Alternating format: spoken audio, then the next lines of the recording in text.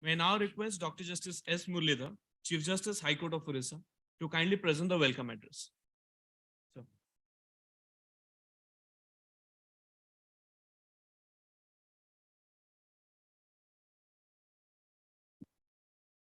Pranav, a very warm good morning to everyone. On behalf of the High Court of Orissa and all my esteemed colleagues, I heartily welcome Dr. Justice D.Y. Chandrachud, the Chief Justice of India, who is the prime mover of this national conference. To say that Justice Chandrachud is a busy person is the grossest understatement. He has managed to, I would say, squeeze in time for us to be with us on this very, very momentous occasion at the National Conference, where we will be discussing what the future holds for us as a judiciary, and in particular, how we are going to implement the National Action Plan in the third phase. I'm also honored to welcome, this is Rajesh Bindal, Judge, Supreme Court of India, who brings with himself very vast experience being in several high courts, beginning with the Punjab and Haryana High Court, the Jammu and Kashmir High Court, then in Calcutta as the acting Chief Justice, and in Allahabad as the Chief Justice. And he's been very involved, even in the Punjab and Haryana High Court, in the ICT initiatives of that court. In fact, we had the privilege of being together in a committee where we examined electronic evidence and how it should be preserved, retrieved.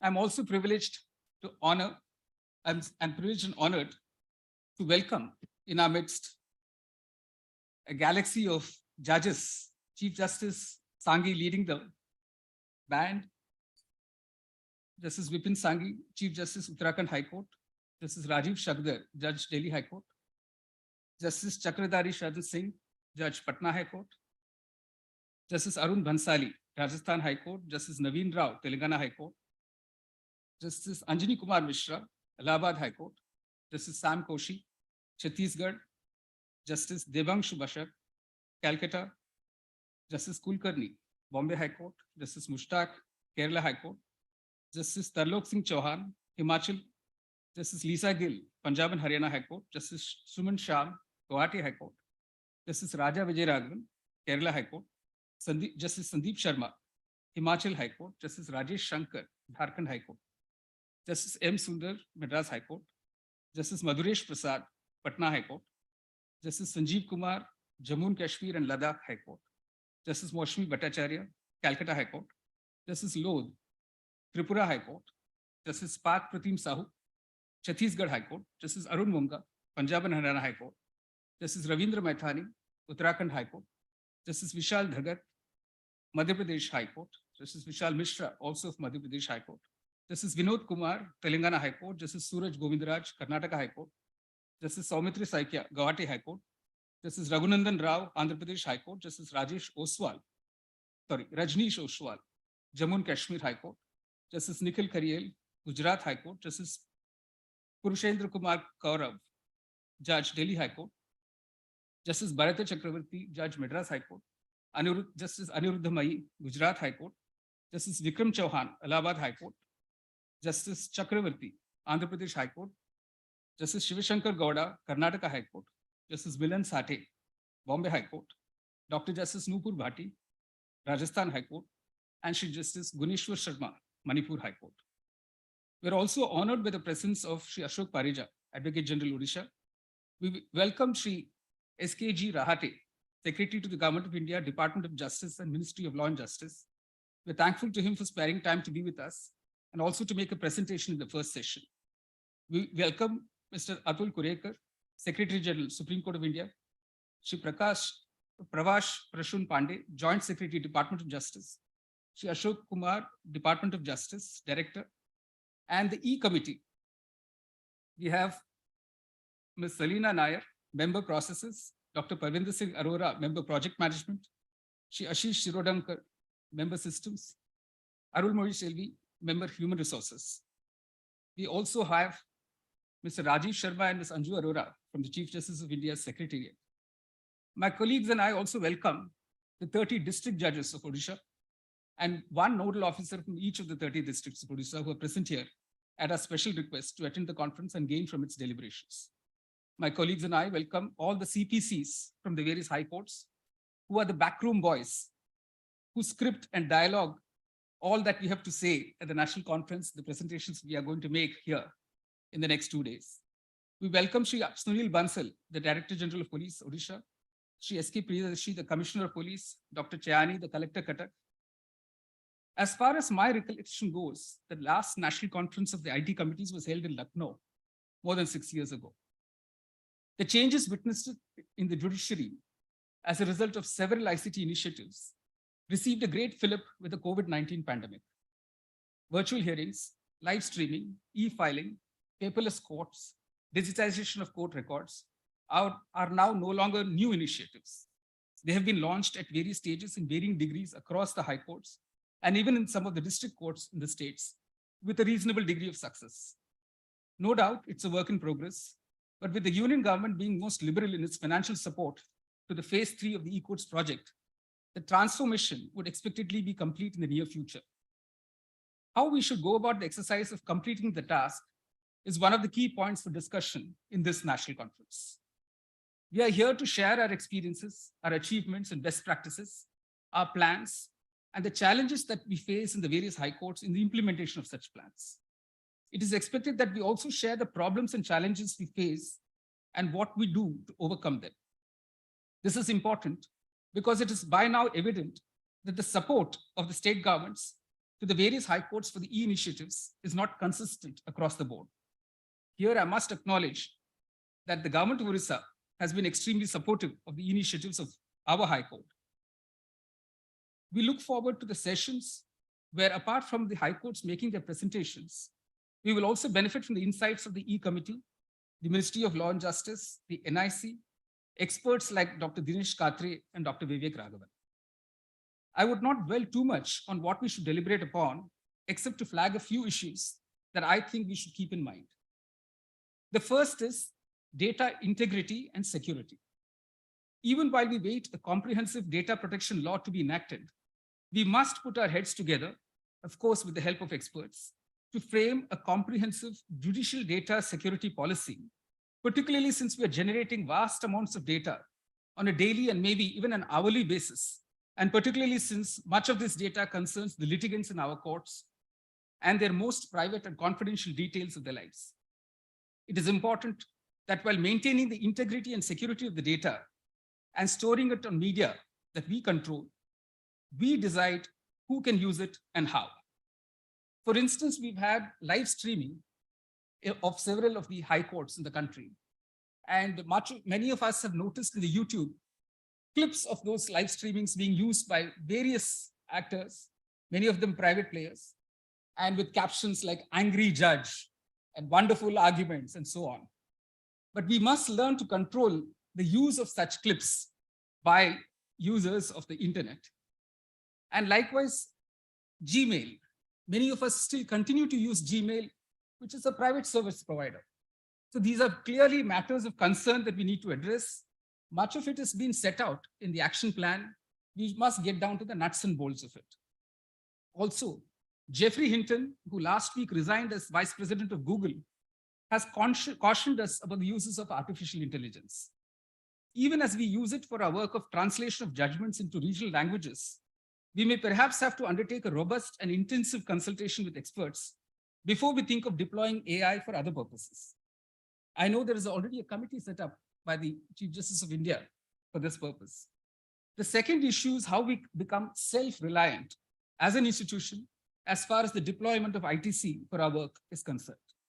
We are far too dependent on external agencies for both our hardware and software, which can soon get and is in fact getting outdated at an alarming rate. I must acknowledge here that the services rendered to the judiciary for the last 2 decades and more by the National Informatics Center. But I would think that this is the time where we should think of constituting our own resource in this area. Concerns of redundancy and interoperability and continuity in preservation, use, and retrieval of data, all of this needs to be addressed. I mentioned a committee of which Justice Bindal was the chair, and two of my colleagues in the High Court, and one of his colleagues in the Punjab and Haryana High Court, we submitted a report in 2018 on electronic evidence, the storage, use, retrieval, and preservation and authenticating of electronic evidence. That is some report that will need to be examined in some depth by both the Ministry of Law and Justice and us.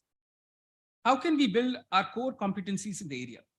How can we be more self-reliant as far as the internet connectivity and bandwidth availability across the country is concerned? Friends from the Northeast have pointed out how the internet connectivity is not uniform across the Northeast, and this needs to be addressed. Then the issue of training. I'm hoping that in these 2 days, we also do some backroom chatting so that we can share our experiences of training of judicial officers, lawyers, law clerks, and court staff. If the mission of transformation of the judiciary through ICT initiatives has to take place at a uniform rate, then some of these training modules need to be standardized.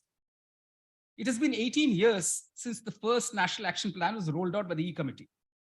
The IT committees in the various high courts, as well as the E-Committee in the Supreme Court of India, has been very fortunate in the past 2 decades to have had judges with exceptional competence and vision whose unstinting efforts have brought us this far. We need to build on those efforts and then pass on the baton to the next generation of judges. A conference like this will go a long way in setting those goals. As our Chief Justice of India never tires of reminding us, all these measures ultimately must deliver better quality justice to the litigants and make the courts more accessible and user-friendly for everyone. It must make them more accountable and transparent in their functioning. It must lead us to delivering better on the progress towards equal and fair justice. While adding to Gandhiji's talisman, we would do well in the context of ICT initiatives to align them with our core constitutional values and beliefs, including the right to privacy, so well articulated by the Supreme Court of India in the Puttaswamy judgment. I wish this conference all success. I hope my dedicated team of officers led by the Registrar General of the High Court of Orissa, the registrars and other officials, and the huge army of staff have been able to cater to all your comforts. If there are any shortcomings, the responsibility lies with me. You will kindly excuse us for that. Thank you and Jai Hind.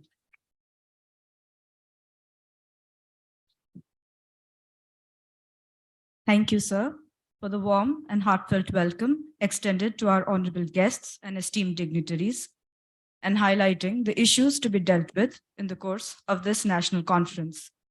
Under the able guidance of His Lordship, Orissa State Judiciary has taken clear and concrete steps in the arena of digitization, paperless courts, and e-initiatives. It is my privilege to now request His Lordship, Honorable Shri Justice Rajesh Bindal, Judge, Supreme Court of India, to kindly address this august gathering. Thank you.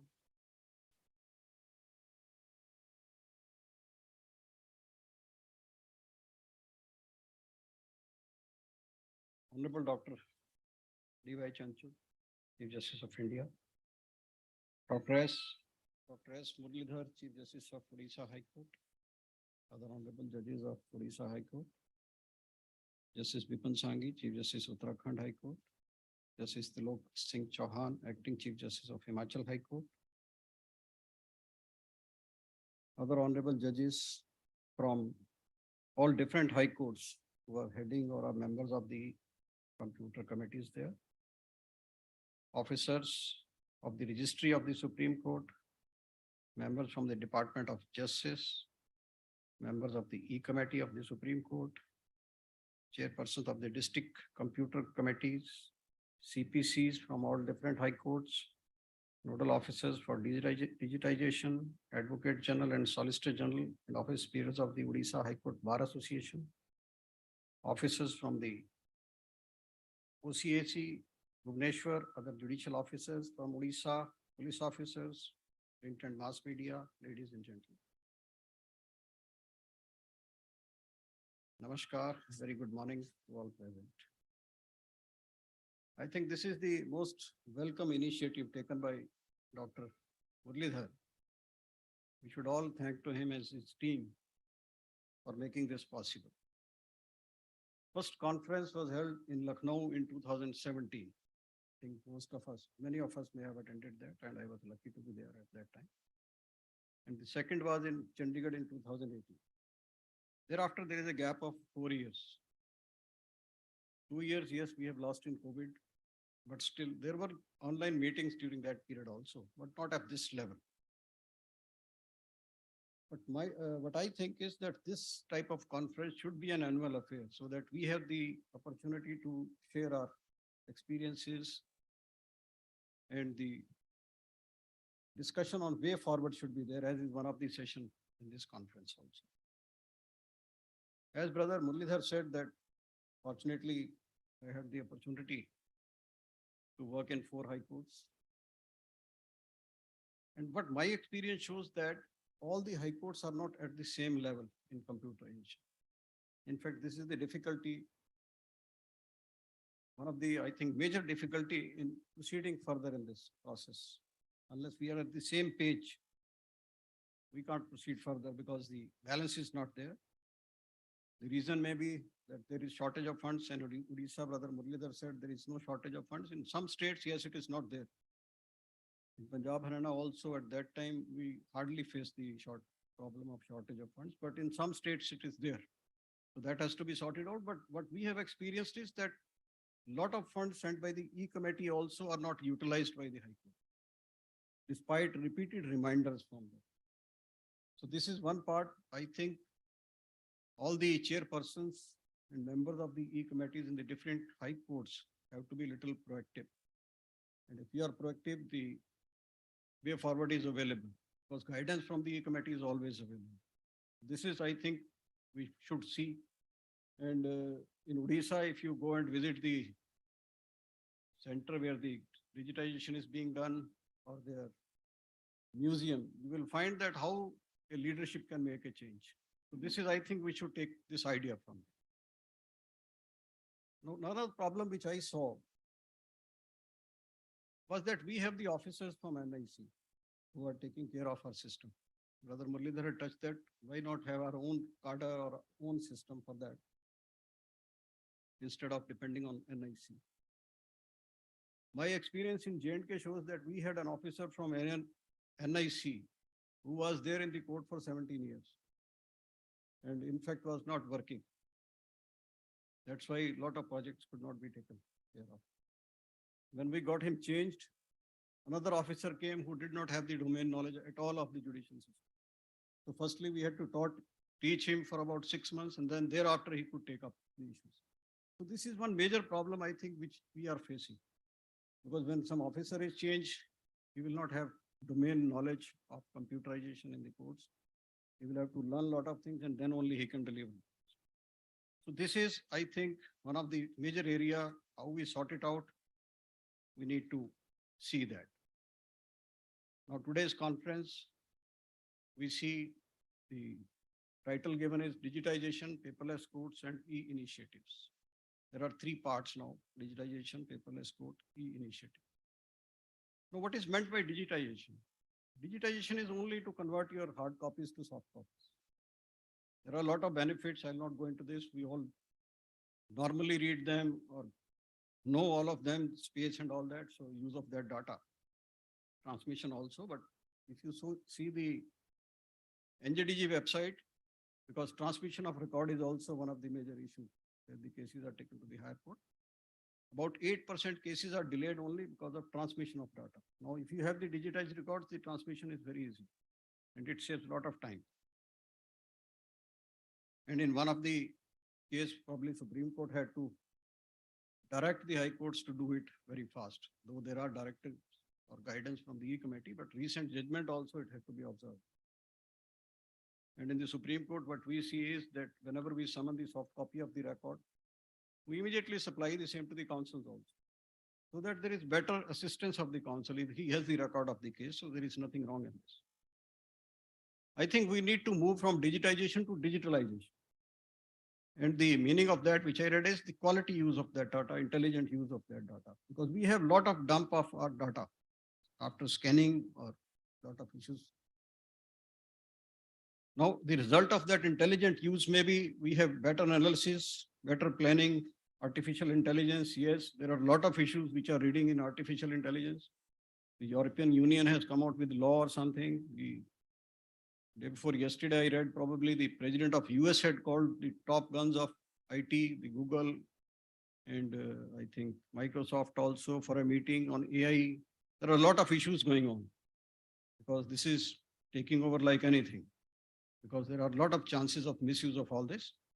And efficiency, yes, it will be increased. So how we do it, like bunching, categorization, there are a lot of benefits we can have, because in this session, much time is not there, so I will not go into that detail. But we have to move toward digitalization in that. And what we see, this is being used like insurance also, airline ticketing, you see the dynamic, and a lot of government schools, a lot that this is already being used. We had used this AI part for automation in the virtual courts. Still, it is not there throughout the country. So that shows the initiative part is little less. We have this in 19 states. Benefit is there because in Allahabad also we started it. The big state, 75 districts. So we had only 10 virtual courts for traffic challans. So this is how the judicial officers can be saved from being busy in this traffic part only and do the other work. The data shows that we received about 3 crore challans in that system, out of which very small number, 2.08 lakh 8 were contested. And a fine of 397 crores was paid. This is a huge amount. And it was paid only in 36.73 lakh cases. So rest 2.30 crore cases, the fine was not paid, though the challans were settled by the officer.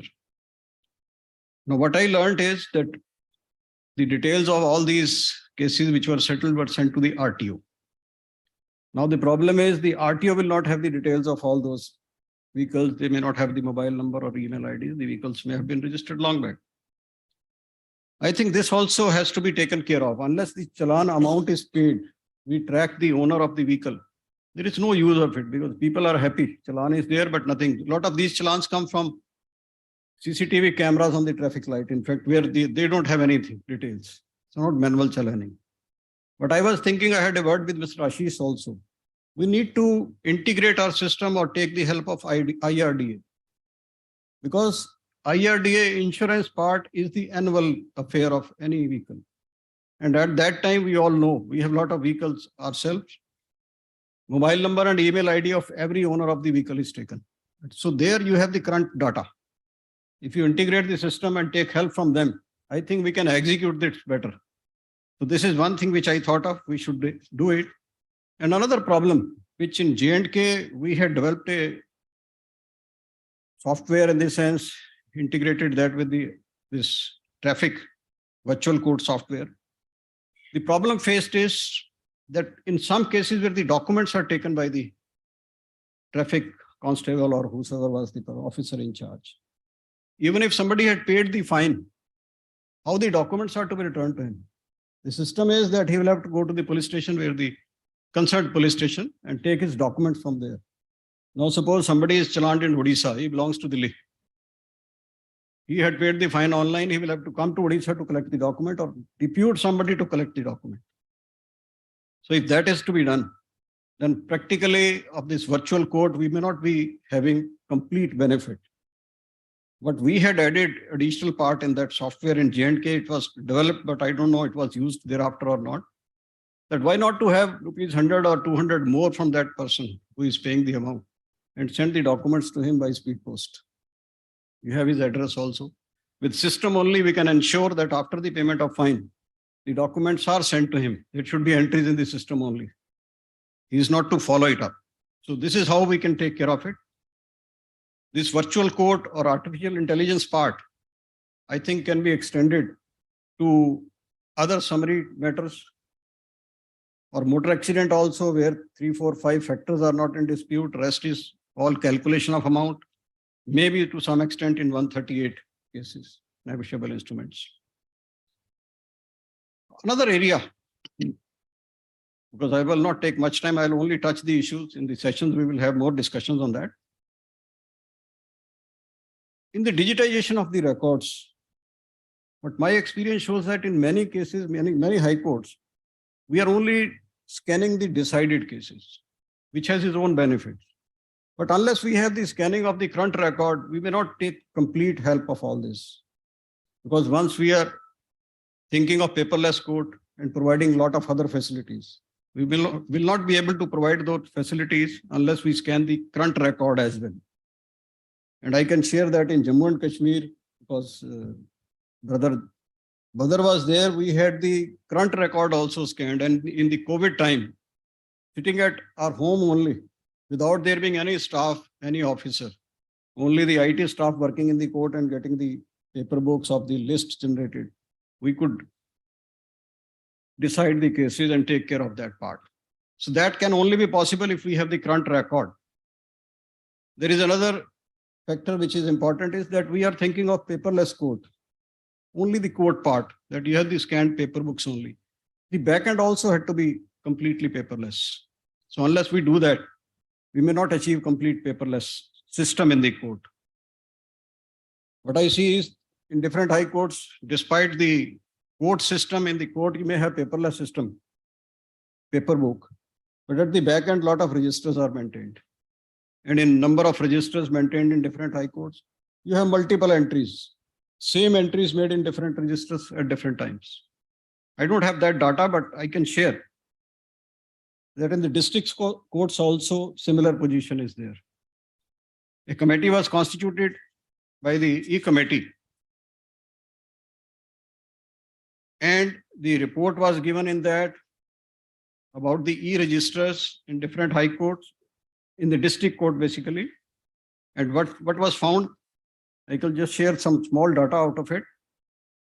At different levels, there were 1469 registers being maintained in different states, and that contained more than 25,000 entries, out of which 15,000 odd fields were available in CIS and 10,000 and odd were not available.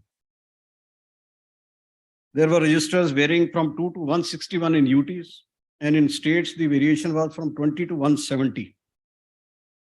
So different type of registers, but some multiple entries, same, but in different registers. So what we had said in that report recommended that why not to have all these fields. And we also found that there were some fields in CIS which were never used, no data filled in that. So these were extra fields only. So what we had recommended in that report, what was recommended was that why not have all these fields in CIS core software only, and giving the liberty to the high courts also to add more fields if they want. The only thing required would be a robust query builder, so that whatever information as per the rules required in that state may be generated by that code, and multiple entries are gone for future.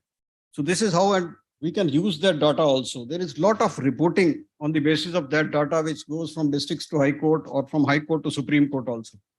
This can all be automated then. These reports can be fetched. A lot of other benefits can be given by this. Brother Muralidhar had touched the part of training. Yes, this is the most important part unless we train the stakeholders. Stakeholders means firstly, we talk of the judges, then advocates. This was the initial part when we were thinking of training. Then came the staff. Staff also has the court staff, and the staff of the advocates also has to be trained, because unless they are clerks, munshis, or the typists also, these are very important, are trained, we may not be able to have complete success in this system. Then litigants also, because this system has been made for litigants also. Unless we train them also, train means apprise them. This training is not required. That this is the system in IT which is being used in court, how to make use of it. So, and litigants also, there are government and private also. We have about 5 crore cases pending in court. And in 5 crore cases, if we take 3 or 4 parties in a case, the number of persons, litigants will be 15 to 20 crore. So I think how we educate them about the IT system so that they can make use of it, of the thousands of crore rupees spent by us. This will be required. And in this, the typists who are working in court, I think they are also a very important chain. part of the chain, for the reason that if you train them, I think e-filing may be an easier mode then, because they will give us the information, give us the paper book in the same format as we require that. So that will make our job easy.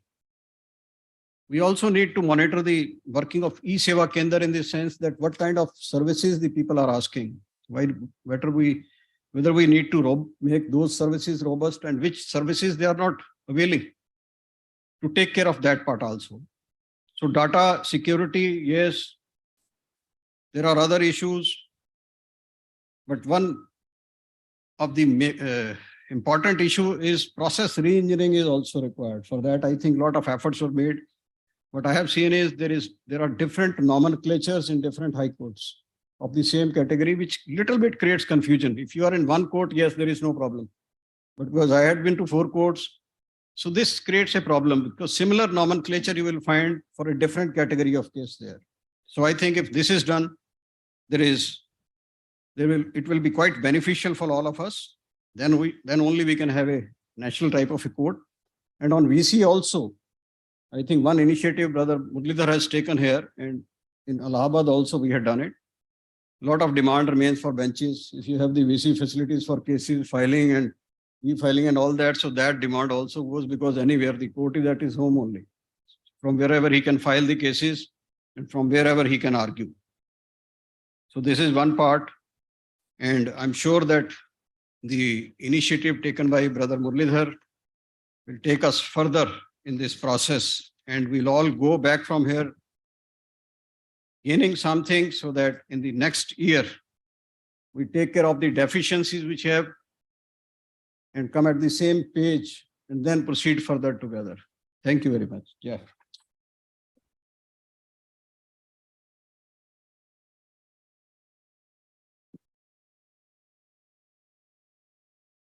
Thank you, my lord, for your insightful words and how this conference will play a big role in aiding all high courts in their digitization projects, along with emphasizing the benefits of digitization and moving from digitization to digitalization. Thank you, my lord.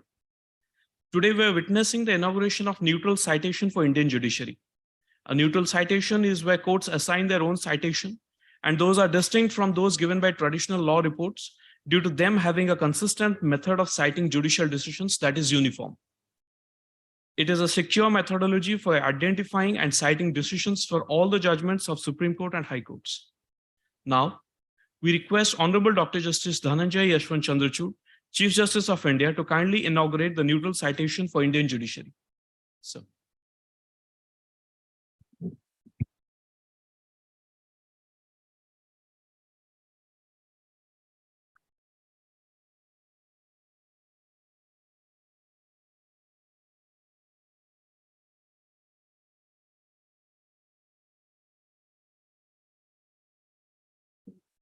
We now request the Honorable Chair's kind permission to screen a short video presentation on the neutral citation for Indian judiciary.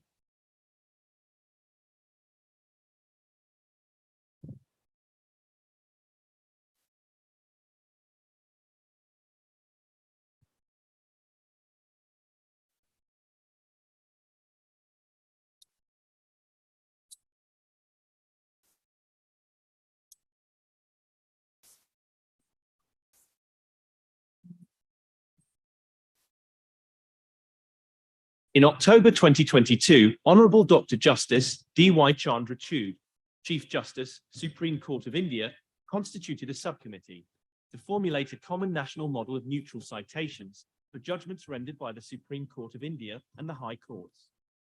The subcommittee consisted of Honourable Mr. Justice Rajiv Shakdar, Judge, High Court of Delhi, Honourable Mr. Justice Raja Vijaya Raghavan, Judge, High Court of Kerala, and Honourable Mr. Justice Suraj Govindaraj, Judge, High Court of Karnataka.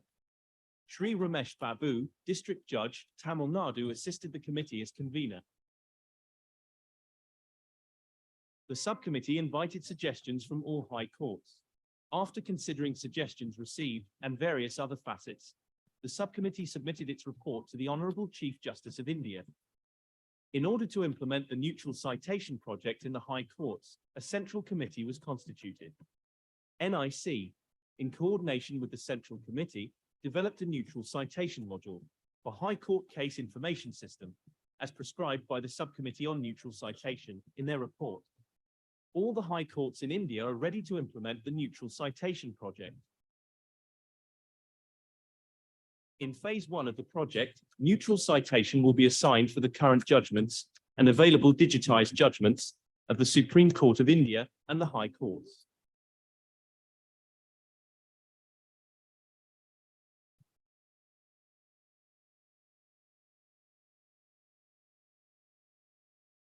Neutral citations generated by the High Courts in phase 1.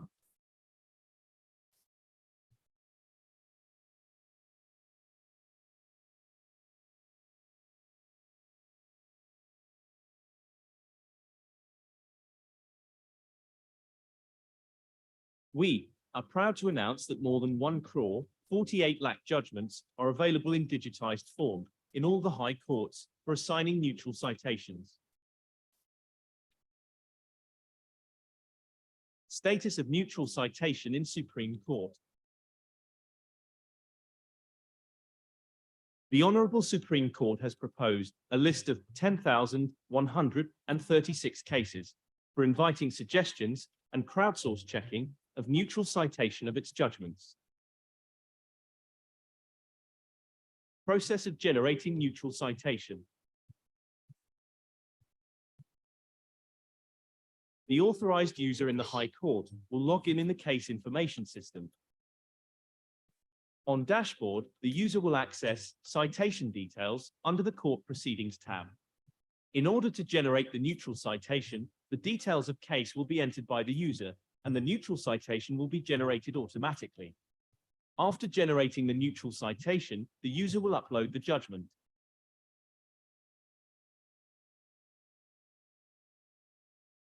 Neutral citation, along with QR code, will be assigned to the case on the search portal. The QR code will contain metadata of case details. In phase 2 of the neutral citation project, the focus will be on preparing master table nominal index of judgments, assigning neutral citations to all judgments in the master table index, creating necessary data fields in the judgment database, updating the High Court website to facilitate search by neutral citation. In phase 3, the target will be providing neutral citations for orders and proceedings, identifying keywords, preparing headnotes or summary, adding statutes, sections, and subordinate legislations.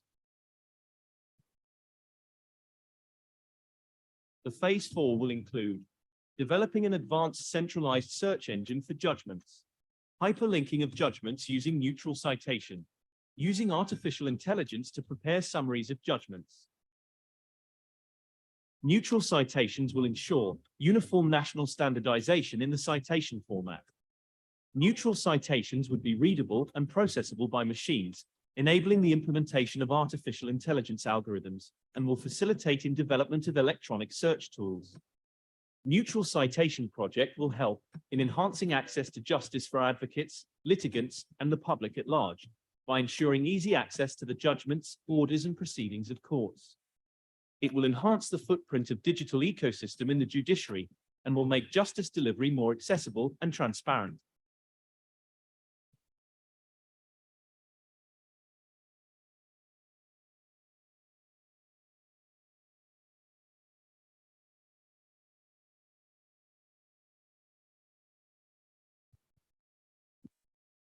Thank you.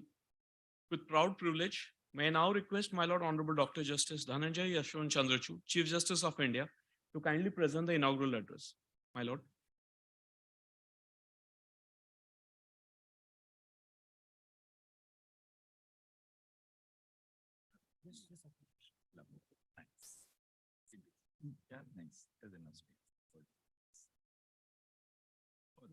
No, that's okay. Chief Justice Murlidhar, my very distinguished colleague, Justice Rajesh Bindal, Chief Justice Vipin Sanghi, many of the Chief Justices who have joined online, and we can see them on the screen. Justice Satish Sharma, Justice Sanjay Gangapurwala, I'm told by Chief Justice Muralidhar that so many others have also joined online, but we can't, the videos possibly are not on, so we can't see all of you, but I'm sure I'll interact with you later.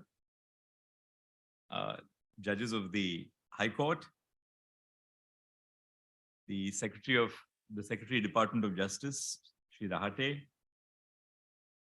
Mr. Prasun Pandey, Mr. Ashok Kumar from the Department of Justice, district judges, CPCs, E-committee members who have traveled all the way from Delhi to be here.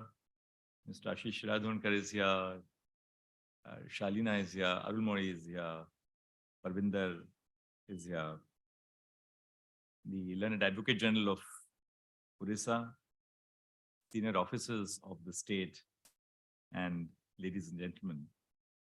Before I get into the more serious and even boring parts of my presentation, I must tell you that I was intrigued by this very distinct American twang in the neutral citations commentary. When Chief Justice Muralidhar whispered in my ear that that's the product of artificial intelligence. This is not a human agency, not an Indian trying to put on an accent. So I'm sure that you know the genesis of that. But it tells you what the enormous potential of technology is today. I have a few slides this morning to make my presentation. I thought of making a few slides because there's a great danger and tendency that when the Chief Justice of India speaks to the family of judges, you tend to meander into so many issues which are present in my mind and which I work every single day of my working day as a Chief Justice. So there's a grave danger that I might break into issues which are of concern to me and not strictly relevant to this conference. So I thought I'll keep my own focus, so to speak, by having a few slides. And I've divided my slides into three areas. The first is the vision of phase 3. The second is the major activities which we want to envisage. And third, the roadmap. Now, what was the genesis of this conference? I think I have become a very constant visitor to Bhubaneswar and Cuttack. Not the least of the reasons for which is that I'm proudly regarded as the son-in-law of Orissa because my wife is an Oriya. But quite apart from that, I think the reason for my coming here so repeatedly is this dynamic engagement of Chief Justice Muralidhar with technology and the Each Courts project in our common mission to ensure that access to justice devolves to common citizens.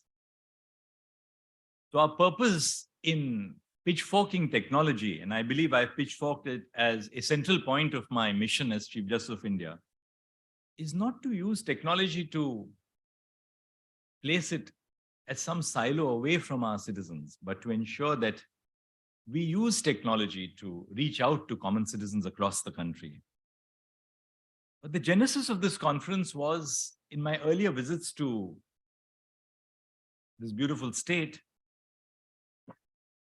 And I was struck by the initiatives which have been taken by Chief Justice Muralidhar, whether it was in terms of the RRDC, which I had the pleasure of being associated with, or whether it was in terms of opening up virtual courts in all the districts in Orissa. Now I'm told by the Learned Chief Justice that as many as 20 districts have virtual courts where lawyers can address the High Court, sitting in their own districts. So technology has really obliterated, in that sense, the need for benches of the High Courts. Because you have a bench of the High Court in as many districts as you have set up virtual courts. And look at the enormous impact which this has. I say, speaking of my own court, that the Supreme Court of India is not the Supreme Court of Tilakmarg, but it's the Supreme Court for India, of India, by India.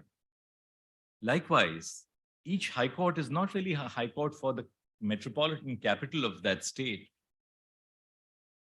Setting up these virtual courts across districts has enabled the Orissa High Court to truly be representative of the entire state to ensure that there is access to justice for citizens across the state who want access to the High Court. Some of the finest lawyers are not necessarily lawyers who are confined to the capital cities of the states. Many of them don't move to the capital cities for lack of resources, for family reasons, for a variety of reasons that they are confined to their own districts. But why should they not have access to presenting their cases before the High Court? My experience in the Supreme Court is that when we have lawyers from across India now presenting arguments, both during the COVID-19 pandemic and beyond, the only thing that they may lack perhaps is the swagger or the verve of people who regularly approach us in the Supreme Court. But they certainly have confidence, they have knowledge, and they have that close connect with their own litigants, their clients who trust them. So the genesis of this conference began when I visited RRDC and I spoke to my good friend Murli. And I requested Murli, I said, was it not time for us to ensure that we unveil what you have done in terms of digitization for high courts across the country so that they can share our best practices? And that's how this conference came into being. Now, the vision of the eCourts project is to provide affordable, accessible, cost-effective, environmentally sustainable, transparent, and an accountable justice delivery system. Each of these phrases is not just a phrase of art or a label, but it signifies the core of our mission of reaching out to citizens, of replacing what was the earlier colonial model of the administration of justice, under which citizens had to reach out to courts. We seek to now replace it with a model where we reach out to citizens and allow us to provide every kind of resource and service to our citizens. Now, if you look at the outlay for phase 3 of the eCourts project, which is going to be between 2023 to 2027, the total outlay which we have envisaged is 7,210 crores. Of it, the outlay for 2023-24 is 2,024 crores, or nearly 2,025. 2024-25, 2,109.6. 2025-26, 1,523 crores. And 2026-27, 1,552 crores. Compare it with the outlays in phase 1 and phase 2. The outlay for phase 1 and phase 2 combined was a fraction of the outlay for phase 3.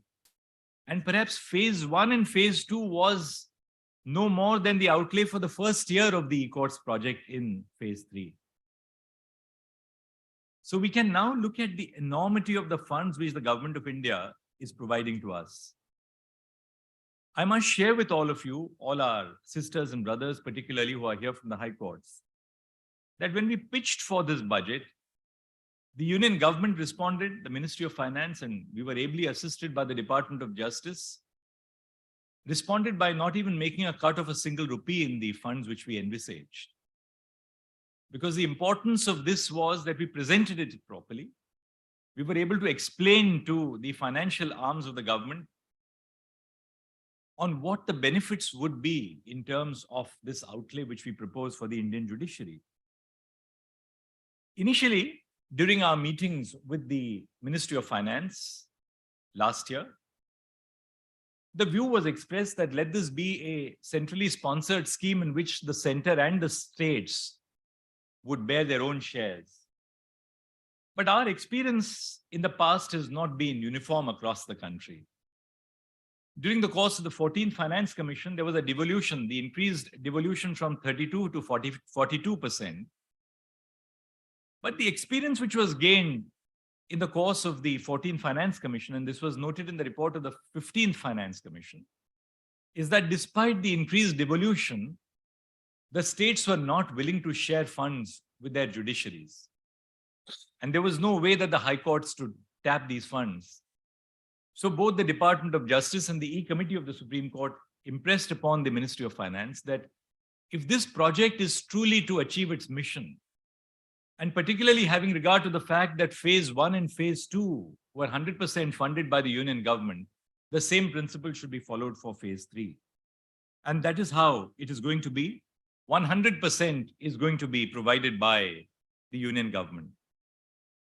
During the course of a meeting which I held with the Department of Justice just a few days ago, and I'm sure both Mr. Rahate as well as Mr. Prasun Pandey and Mr. Ashok Kumar would be sharing these details with you. There are two options which the Department of Justice and the Expenditure Finance Committee has created. The first option, which is Model 1, is the default option. The default option envisages that the entirety of the funds would, of course, be provided by the union government and channelized through the E-Committee. But at the same time, this would cover the specifications which we lay down for the entirety of the country. The second, which is Model 2, which is very innovative and which is something which I'm sure all of the judges here who are chairpersons of the ICT committee and the Chief Justices would like to devote themselves after it is explained in greater detail by the representatives of the Department of Justice. Model 2 envisages something which I've been hearing from our colleagues across India. Model 2 envisages that if a state wants to go in for higher specifications, a state, for instance, feels that I don't want to be constricted by the minimum standards or the threshold standards which have been laid down as part of the e-courts project, but my budgetary outlays are going to be higher and my state government is willing to provide that. Chief Justice Muralidhar has always mentioned to me, for instance, that the state of Orissa has been extremely forthcoming on the needs of the Orissa judiciary in terms of ICT initiatives.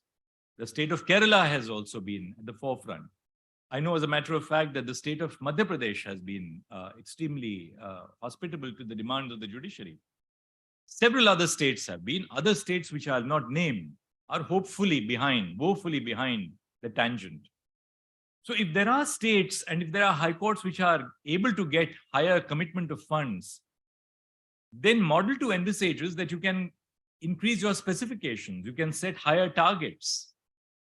In fact, I have constituted an advisory committee consisting of Justice Rajiv Shakdar, Justice Suraj Govindraj, Justice Raja Vijay Raghavan, and Justice Anup Chitkara. Part of it was selfish because as Chief Justice of India, I can devote only so much time now for the E-Committee, but I don't want to cede control over this mission of mine. But the committee has been constantly telling me that their high courts have done much better work than what has been envisaged by the E-Committee. At a certain level, we require national uniformity. At the same time, national uniformity does not account for the fact that there are high courts which are far ahead of the curve. So Model 2 will really, in that sense, take into account these concerns of the high courts that let the e-courts project not be a constraining influence on our activities, but a source for providing a minimum standard for the entirety of the nation, a uniformity, which, while providing for the basic needs of states, especially the cash-strapped high courts and their district judiciaries, do not operate as a sort of a constraining influence. Now, what are the major activities of phase 3? The first, and that I want to emphasize, is the creation of digital infrastructure. Digitization is envisaged, the budget is close to 2,038 crores. Technological advancements, cloud infrastructure, cloud storage has a budget of 1,205 crores. Digital preservation, access to critical services that I'm going to be speaking of very shortly, and change management. Among other activities, you have software development, which is about 243 crores. Now, there are 24 major components in phase 3 of the e-courts project. Out of these 24 components, the Department of Justice and the E-Committee have tentatively, I say tentatively because it's subject to discussion with all our high courts, identified 13 components where there may be a need for centralization. And why centralization? The reason for centralization, for instance, is that in the area of digitization and scanning, the Expenditure Finance Committee, while releasing the 7,200 crores to us, has made certain binding recommendations. Among those binding recommendations is that scanning and digitization must be subject to open price market discovery. We envisage that about 3,108 crore documents would be digitized at a certain per page estimation. The Expenditure Finance Committee has highlighted that perhaps if you were to scale up and subject your digitization estimates to open market discovery mechanisms, the price per page will radically reduce. Now, the need, therefore, for this is that we need to have a centralized national agency. I'm conscious of the fact that several high courts have already begun the process of digitization. So when we have a uniform national agency, some of the best market players in India who are involved in the process of digitization across India, we'll have to take into account the work of digitization which has already been done, whether it be Orissa or Delhi or Karnataka or Kerala. The idea is not to obliterate the work of digitization, but take into now account the work which has been done and then look to the future. So apart from the fact that you have digitization and scanning, which has to be subject to open market discovery of pricing, it is important to look at certain other areas as well. The digital infrastructure which we intend to create, and which is my next slide, is firstly paperless courts. Second, virtual courts. Delhi has been leading from the front in the creation of virtual courts, particularly in the area of traffic challans, of which we heard a short while ago. The footprint of the paperless courts has to be expanded. Live streaming, which is dependent on a robust cloud infrastructure. Today, most high courts are doing live streaming on YouTube with the attendant problems which we have been hearing in the earlier part of this presentation this morning by Chief Justice Muralidhar and by Justice Rajesh Bindal. You have these little clips about a judge in the Patna High Court asking an IAS officer as to why he was not appropriately dressed in a suit as opposed to being dressed in only a shirt and a trouser. Or somebody in the Gujarat High Court saying something about, why a lawyer is not ready with her cases. So a lot of funny stuff is going on the YouTube, which we need to control. Because this is serious stuff. What happens in the court is extremely serious stuff. Live streaming that we are doing has a flip side. We as judges need to be trained ourselves because we are now working in the age of social media. Every word which we say in the court is up on the public realm, which we realize when we are hearing the Constitution bench arguments. Very often citizens don't realize that what you say in the course of a hearing of a case is to open up a dialogue. It doesn't reflect what you're going to ultimately decide necessarily in every case. Some cases it may, in some cases it may not. But people don't understand this at large. So live streaming, our interface with social media, places new demands on us as judges. But therefore, we need to create a robust cloud infrastructure for live streaming. And cloud infrastructure perhaps is one way where we have to have a national model, a centralized national cloud infrastructure, not in terms just of price discovery, but of upscaling our activities. We'll also have to have additional hardware for new courts, renewable energy. The next important area which I want to emphasize is the technological advancements which the phase 3 document envisages. And this will refer to software development, the use of artificial intelligence, blockchain, and digital accessibility. We are conscious of the fact that artificial intelligence has the flip side as well. For instance, we would be very difficult and diffident in allowing artificial intelligence to tell us what sentence to hand down following a conviction in a criminal case. Many courts across the world have experimented with it. I don't think that we as judges would ever want to cede our discretion, which we exercise on sound judicial lines, in terms of sentencing policy. But at the same time, artificial intelligence is replete with possibilities. It's now par for the course in a hearing in the Supreme Court to have a record of 10,000 pages or 15,000 pages.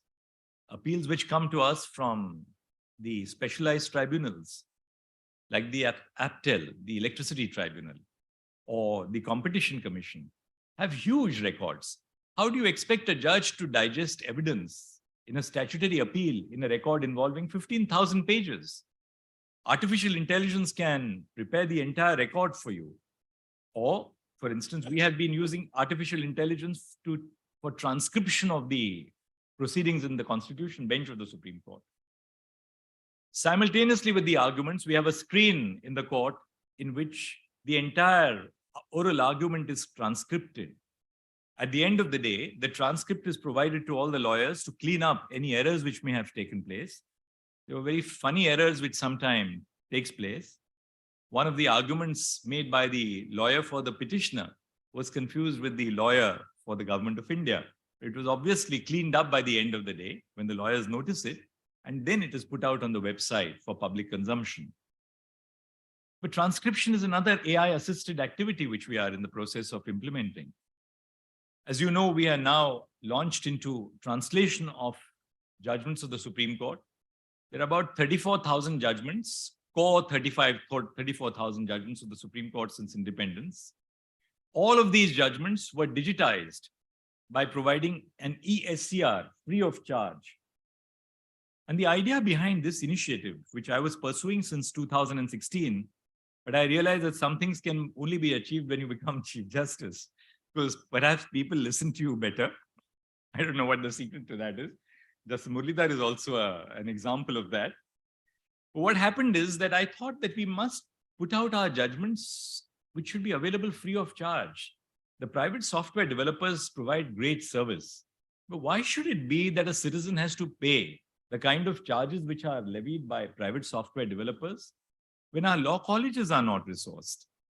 Our lawyers in the talukas or the district courts are not resourced to pay for the software. In about 2 months after I took charge, we have all the 34,000 judgments now in the form of an ESCR. But we are not stopping at that. What better way, I thought, to provide access to justice to our common citizens than providing our judgments in a language which our citizens understand? And therefore, we are now in the process of using artificial intelligence.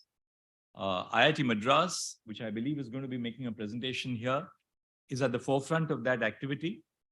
But we've also used our retired district judges across high courts to verify the correctness of the translation which is being made before these translated judgments are put out on the internet. The next aspect which I would like to stress on is the need for e-Seva Kendras.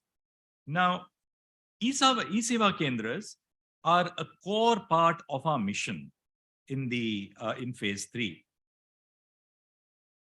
E-Seva Kendras are important because we envisage that we will set up about 4,400 e-Seva Kendras across India at a budgeted outlay of about 394 crores. Now, an area which I want to throw up for discussion and for reflection by all the colleagues today from all high courts and the CPCs. While setting up e-Seva Kendras, can we not do something and replicate a pattern similar to, say, the passport centers? This is something which was raised just the other day with me by the team from the Department of Justice. We have passport centers across India, which are run by a pan-India agency. There are two critical requirements of e-Seva Kendras. First, a certain degree of uniformity. I have all these inaugurals which I'm invited for across India. And I'm always wary of the fact, is this an inaugural only to have the Chief Justice of India to come and grace that particular event? It's important for us to have uniformity in the kind of facilities which we will be providing to e-Seva Kendras. Now, if you have to have uniformity, you can scale it up. You obviously cannot have the same e-Seva Kendra for a court establishment which has, say, 5 courts, with a court establishment which has 150 courts in UP. But you must therefore have a uniformity of facilities which we will provide in e-Seva Kendras and then scale it up depending upon the footfalls, depending upon the number of cases, depending upon the number of judges, depending upon the number of lawyers who have access to that court on a daily basis. Cloud by default is, as the next slide indicates, one of the key missions of phase 3. In other words, all applications will have to be migrated on cloud. We must provide for a redundant and robust connectivity. We have just heard a short while ago of the serious problems of connectivity which we have across India. But the answer to that will be by having maybe one or a few agencies which will really provide for redundant connectivity. Disaster recovery, cybersecurity. On cybersecurity, I have constituted a committee. Most of the committees which I constituted during the pandemic, for instance, I constituted a committee on live streaming rules. I constituted a committee on preparing e-filing rules.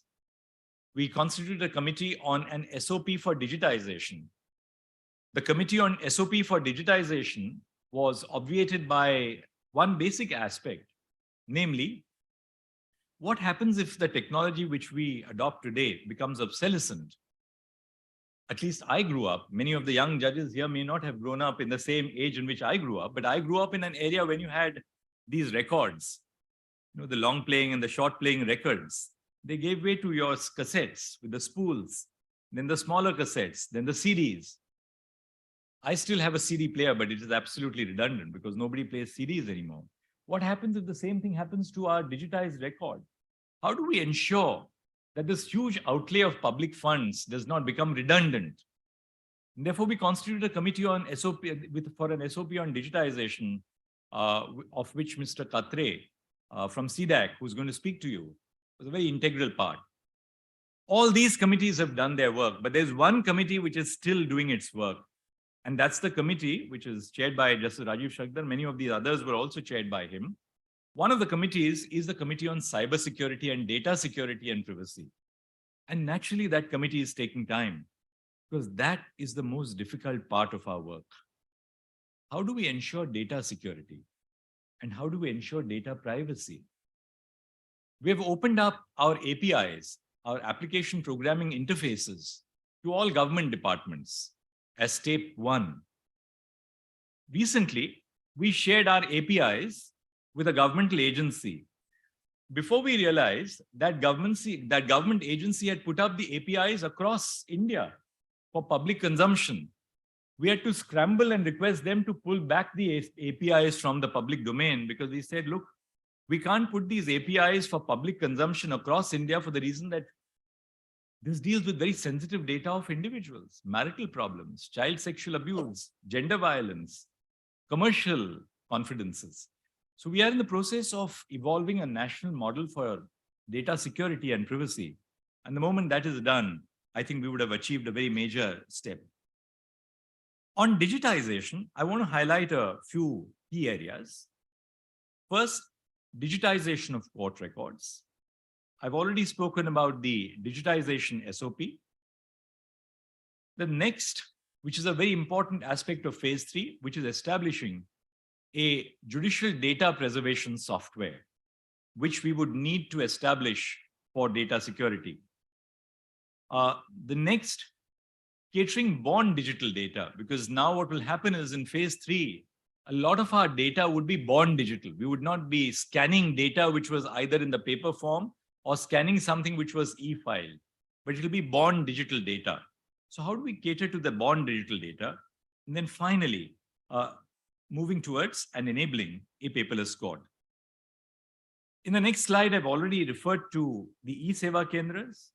We also need to have a robust e-filing platform. We are now on the anvil of e-filing 4.0, video conferencing, which I've already spoken of.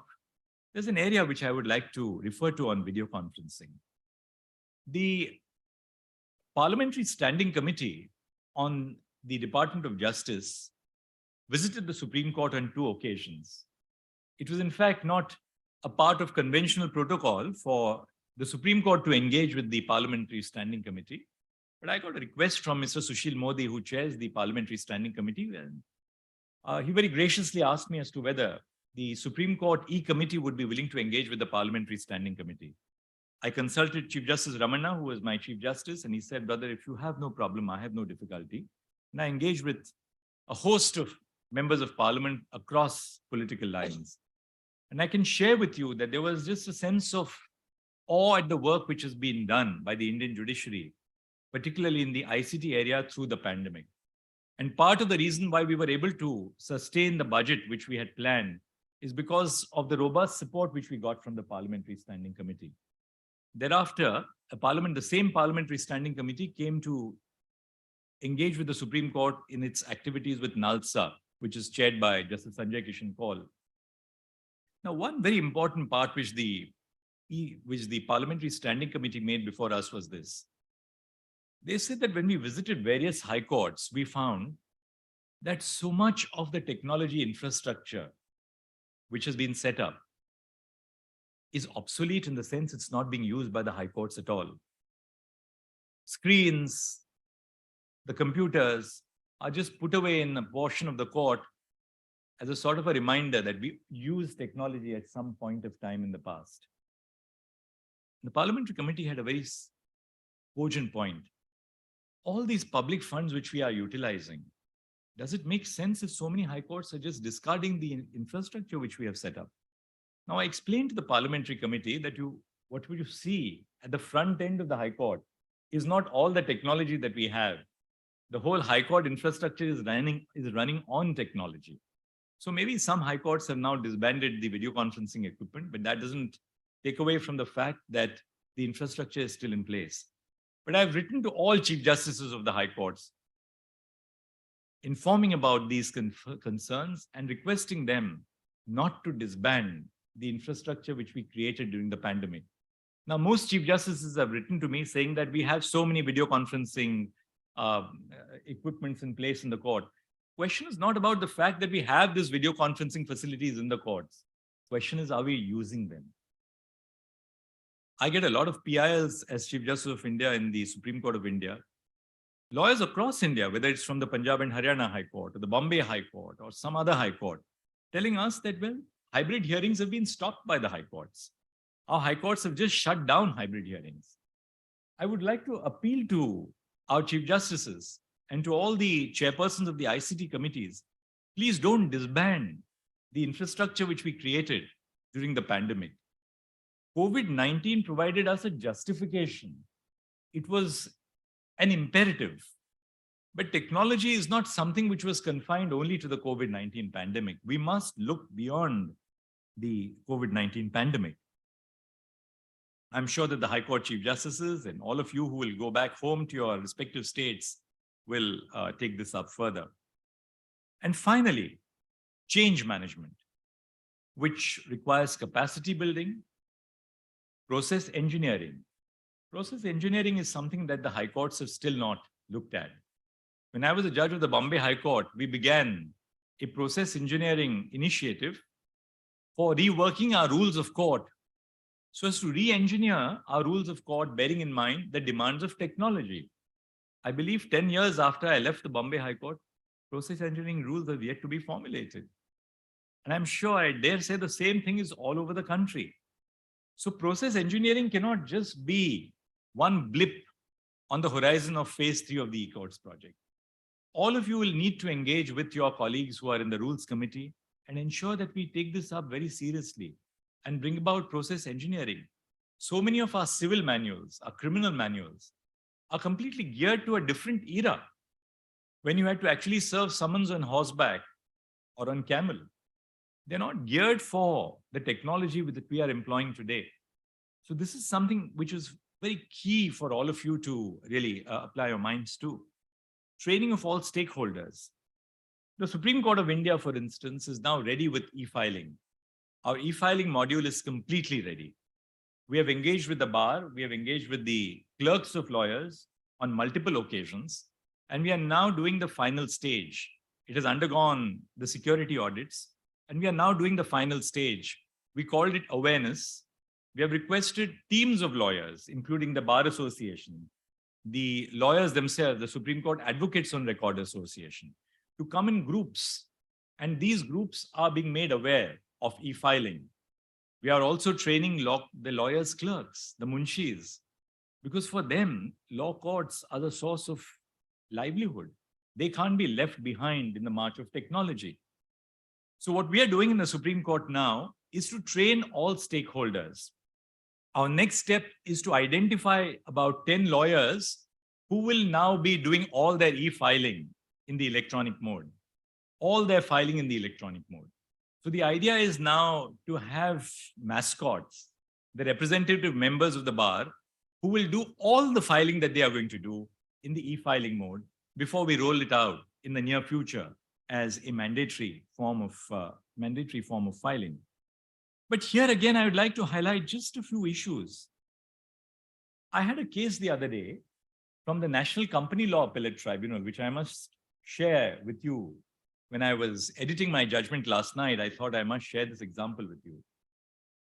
The NCLAT has rules which require that all filing must be by presenting the appeal at the filing counter of the NCLAT.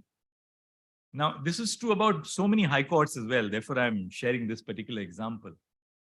The issue was, when does limitation stop to run before the NCLAT? When a matter is e-filed, does limitation stop running?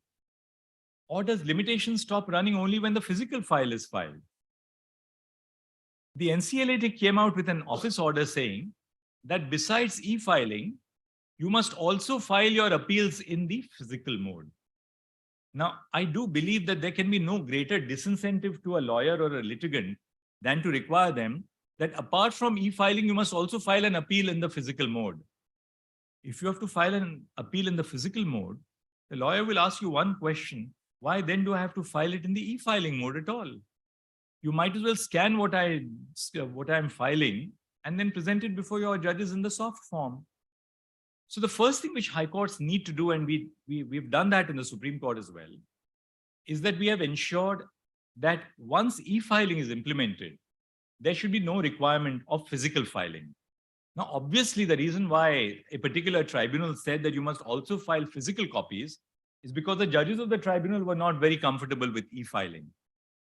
But something which I have said in my judgment, which is that the answer to our unease as judges in handling electronic files is not to burden the litigant by requiring them to file physical files. The answer is simple: just retrain ourselves. During the course of the Constitution bench, which I've been heading for the last several months, I've ensured that all my colleagues, some of them on the verge of retirement, have gone completely in the electronic mode. And I can only tell you as a mark of my appreciation for a colleague who is almost on the threshold of 65, of the eagerness with which my colleagues have gone into the electronic mode. It's all about a change in mindsets. Technology is meant for dummies. The back end of technology is not meant for dummies, but the front end of technology is really meant for you and me, people who have a basic interest in technology and the ability to use it. That's all. So this is something which I do believe is crucial to our initiative. Why should we really impose burdens? The Supreme Court of India, for instance, had a rule that even when you e-file, the Supreme Court would collect printing charges because the e-files had to be printed by the registry. Now I ask myself the question, does the government of India really depend on a few lakhs of rupees that you generate at the end of the year and deposit in the central treasury on the printing charges we collect for printing off the e-files into physical files? What a great burden on lawyers, on the litigant who has to pay for printing charges. So these are small initiatives. The reason why I thought I might get into some of these, which are boring issues, but only judges will realize them. And most of us have practiced at the bar, and we realize how difficult these issues are for lawyers and for litigants. These are really low-hanging fruit, which each of you need to grasp and to ensure that you deal with them so that we can then change for the better. Just a couple of other thoughts, and then I'll be done with my presentation.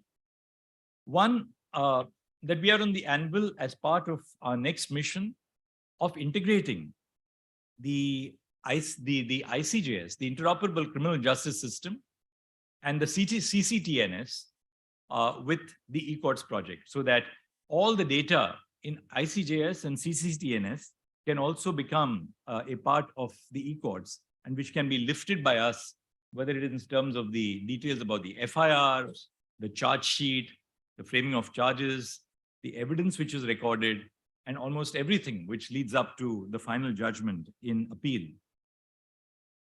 Last couple of points. One of the things which we envisage in phase 3 now is to have a project management consultant.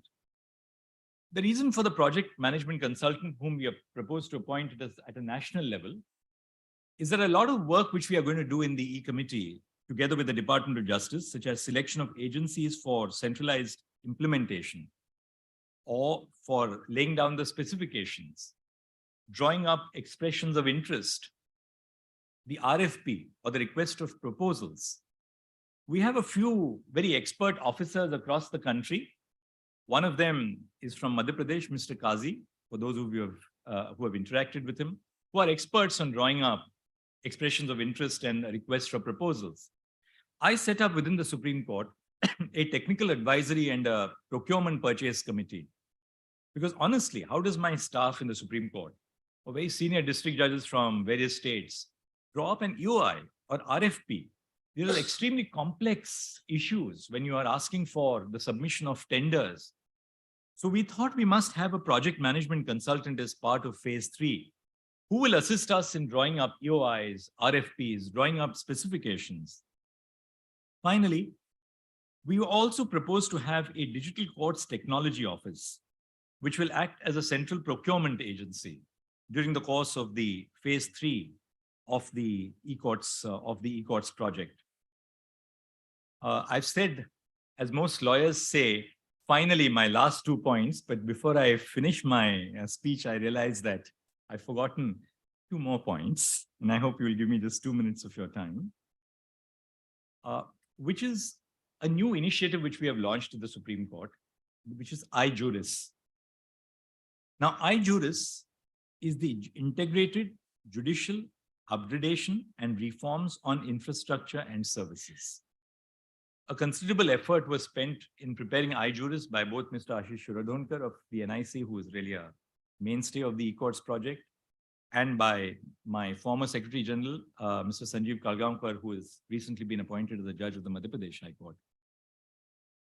If you look at iJuris, and I request all colleagues here to look at iJuris, it has a roll down and drill down feature. I've circulated iJuris to all the Chief Justices of the High Courts just a couple of weeks ago.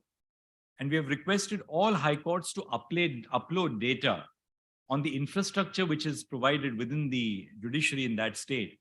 It has data on infrastructure across the spectrum, including how many women's toilets do you have? Do you have sanitary napkin dispensers in women's toilets? How many toilets for judicial officers do you have? I got a request from Mr.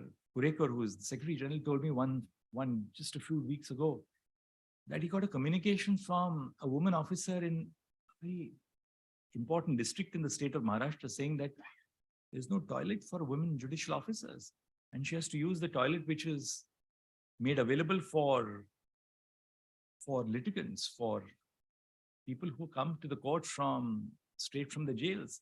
How do you expect judicial officers to function? So iJuris is really a step in aid of our monitoring our infrastructure. I'm monitoring infrastructure as part of Malik Mazhar Sultan and the All India Judges Association case. We are monitoring various aspects of the district judiciary, which is extremely close to my heart. I began my career as the Chief Justice of India by saying, please, let's not call the district judiciary the subordinate judiciary. They are not subordinate. But it's not only about optics, about language and technology. There's a real need for us to upgrade the infrastructure in the district judiciary. And the purpose of iJuris is to enable us to understand, both at a micro level and at a macro level, what is the state of the infrastructure across our judiciaries, whether it is in terms of hardware, it is in terms of software, it is in terms of vacancies of judicial officers. So we're using technology now not just for day-to-day court processes, but for an overall monitoring of the infrastructure at the national level. Well, with that, I think I'm pretty much done with all that I wanted to say. We've recently launched the LGBTQ handbook. The committee was chaired by Justice Moushami Bhattacharya, who is here. We had domain experts from across India who contributed to the work of the committee. The LGBTQ handbook has already been launched last year when we had a meeting of all the ICT committees on the occasion of the Constitution Day. By the way, the last engagement of all of us with the ICT committees was not Lucknow, where I was there, but the Supreme Court of India on the Constitution Day in November 2022. Apart from the LGBTQ handbook, we are in the process now, almost on the anvil, of launching a legal glossary of gender inappropriate terms. If you read a judgment on 376, a conviction under 376, I'm sure all of you have come across phrases that the victim was ravished by the appellant. I'm sure all of you have come across phrases. She was a concubine. I'm sure I came across a bail order in an NDPS case which said, this Negro was arrested with 5 grams of cocaine. Judges do that unwittingly. I'm not saying that there is a bias hidden in our minds.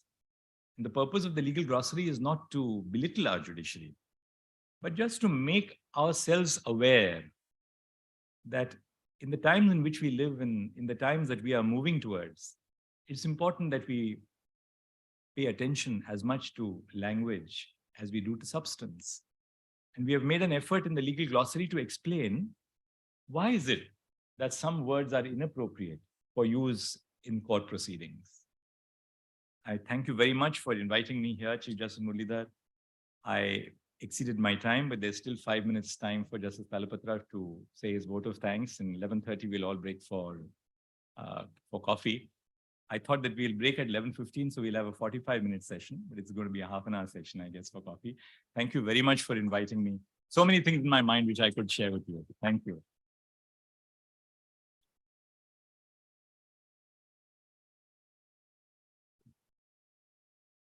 Thank you, Your Lordship, for sharing your esteemed vision ahead for the Indian judiciary, for highlighting the steps undertaken by the judiciary, and for your kind and constant encouragement and appreciation, which shall continue to motivate us.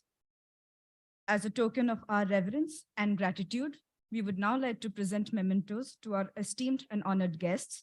So I request Dr. Justice S. Muralidhar, the Chief Justice, High Court of Orissa, to kindly present the memento as a mark of our veneration to Honorable Dr. Justice Dhananjay Yashwant Chandrachud, the Chief Justice of India.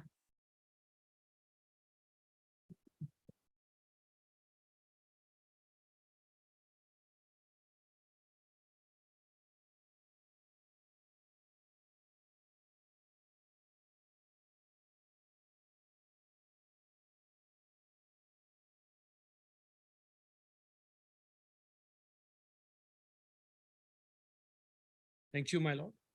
As a mark of our deep reverence and humble gratitude, may I request Honorable Shri Justice Subhashis Talapatra, Judge, High Court of Orissa, and Chairman, IT and Artificial Intelligence Committee, to kindly present the memento to Honorable Shri Justice Rajesh Mindal, Judge, Supreme Court of India.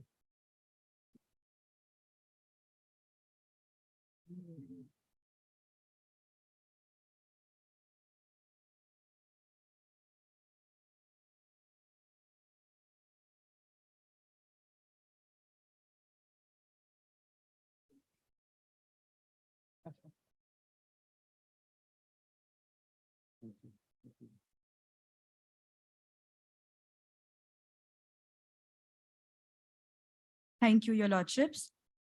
Now, as we proceed to the concluding part of this inaugural function, I request His Lordship Honorable Shri Justice Subhashis Talapatra, Judge, High Court of Orissa, and Chairman of the IT and AI Committee, High Court of Orissa, to kindly propose the vote of thanks.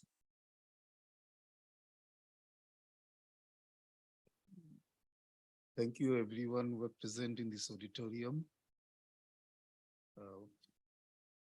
Honorable Dr. Justice Dhananjay Y. Chandrachud, the Chief Justice of India. Honorable Justice Rajesh Bindal, Judge, Supreme Court of India.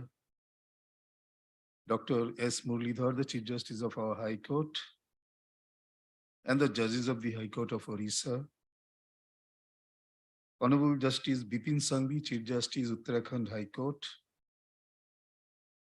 Honorable Justice Tarlok Singh Chauhan, Acting Chief Justice, High Court of Himachal Pradesh, and all the Chief Justices who are participating through online mode of this conference. Honorable judges from the other high courts who have joined physically or virtually. The Advocate General, Orissa. The Secretary to the Ministry of Justice, Union of India. Chief Secretary, Government of Orissa, and other government officials, including the Director General of Police, Orissa. Officers from the Registry of the Supreme Court of India. The members of the Department of Justice, Government of India, all central project coordinators from all the high courts all over the country, chairpersons of the district court computer committees, nodal officers of the digitization from all district courts of Orissa, officers from Orissa Computer Application Center, which call OCAC, Bhubaneswar, officers from the Orissa High Court Registry led by the Registrar General, the Director and the officers of the Orissa State,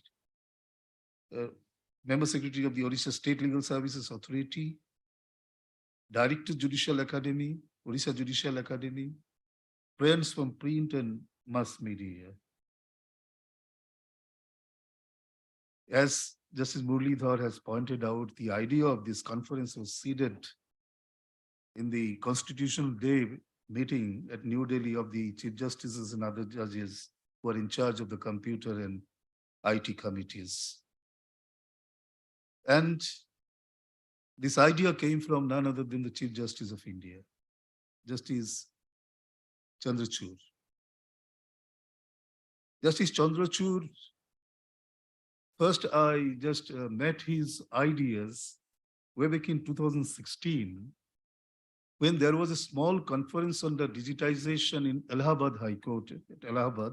At that time it was Allahabad, now Prayagraj. His idea of a digitization center we are allowed to visit, and which was actually set up by the outsourced company, but it was an excellent experience from all the judges who visited at that time. And I believe that was the first conference on the digitization in 2016. Thereafter, it is followed in Lucknow and then this Chandigarh and other places also in different forms. But this kind is first one. Because the purpose of this kind, it is just as Justice Chandrachud has pointed out very emphatically, that we are on the anvil of a phase 3. It is a completely a new phase and very challenging phase. And we may call it as a transformational phase of Indian judiciary towards a judicial digital system of the court.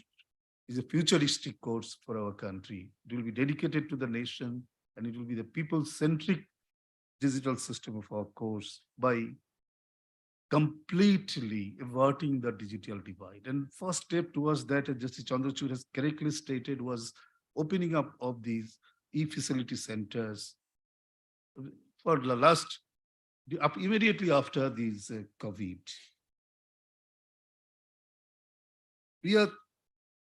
It is really privileged for me and when I propose a vote of thanks to Justice Chandrachud, because we are quite aware how tough is scheduled to come out to Orissa and take part in the conference. But he has not only done that, how he prepared his speech is wonderful. Wonderful in that way that it's highlighted every part of what we are looking in the phase 3 and what our role will be confined to as the judges in the High Court or the Chief Justices of High Courts. I'm really thrilled to just enjoy this presentation, like all of you, I believe. Thank you, Justice Chandrachud, for taking all such pains to come over and giving us such a wonderful presentation. Then I must place my thanks for Justice Bindal, who is a known face in these conferences for long. And he has, as a man from the grassroots, we must call it in the broadly, he has identified and highlighted the difficulties that we face when we just go to the ideas to the implementation. And Justice Bindal has stated us how our virtual course for their traffic challenge, where it is faulting some defects and some difficulties. In this regard, I must say that the part of this next phase would be also the auditing of the performance, because it is very important, because unless we audit our performance, we cannot evolve to a better skilled system.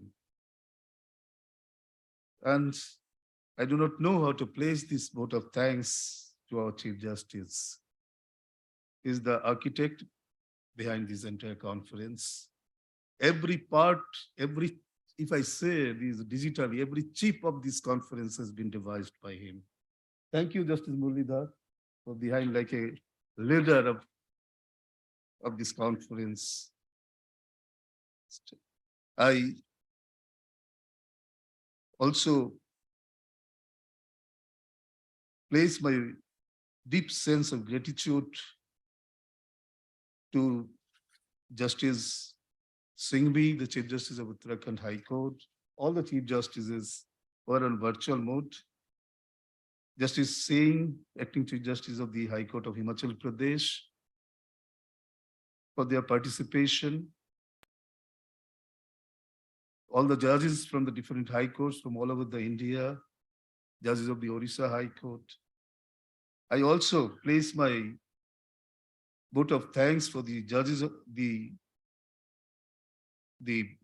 different high courts who are online and participating in this conference, who cannot, probably for different reasons, cannot participate in this conference. I place my sincere thanks to Advocate General, State of Orissa, the Chief Secretary, State of Orissa, Director General of Police, State of Orissa, Secretary to Minister of Justice, the officers of the Registry, Supreme Court of India, members of the Department of Justice, Government of India, all the CPCs from the various high court from all over India, chairpersons of the district court computer committees, nodal officers of the digitization centers of all the district courts of Orissa, the officers from the Orissa's Computer Application Center, Bhubaneswar, and the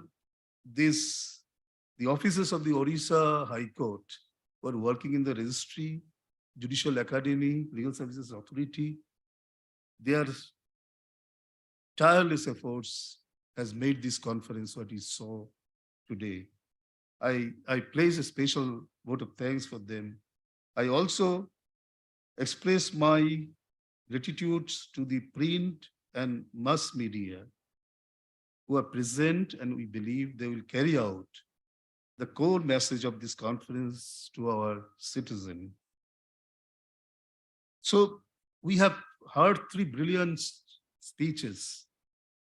I would just supposed to say this is a prelude, but I must say, changing the word, the tone has been set up for this conference. And I think we'll participate to a more the part of the sub-themes and the finer aspects of the thing during the technical sessions. And as Justice Chandrachud says, time for me was 5 minutes. I'm apprehending I'm now started the upshorting it. So what I can say in the last that I could have written a million thank yous. I thought anyone would say just how much we are grateful for what you did today. I will not write million thank yous because that would take too much time. But just know We are thankful for what you did for us and ours today. Thank you, everyone.